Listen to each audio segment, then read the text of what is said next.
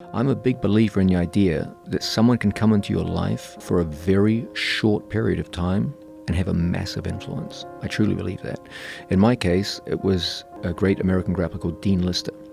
Dean Lister was invited by Matt Serra to come to the Renzo Gracie Academy, and he came to the academy, he rolled with some people, and he was doing Achilles locks and getting some success. He was doing something which was unusual. And so I talked with him just briefly after class, and I said, that's interesting what you're doing with these Achilles locks, because I don't really do that at all. It's not something I do.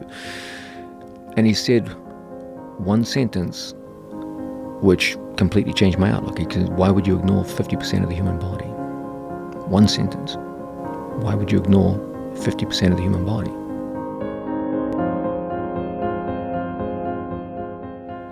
In truth, the leg lock game is not new. It's been around since the beginning of the sport. However, it was always seen as something of an outsider's game. There were a few outstanding individuals who had success with leg locks, but in the main, upper body submissions completely dominated the sport.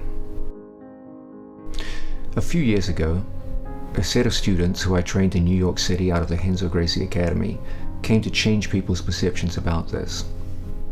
For the first time, instead of seeing a few isolated individuals having periodic success with leg locks, you had an entire team of talented, hard-working athletes employing largely the same techniques to dominate all their way up to world championship competition level.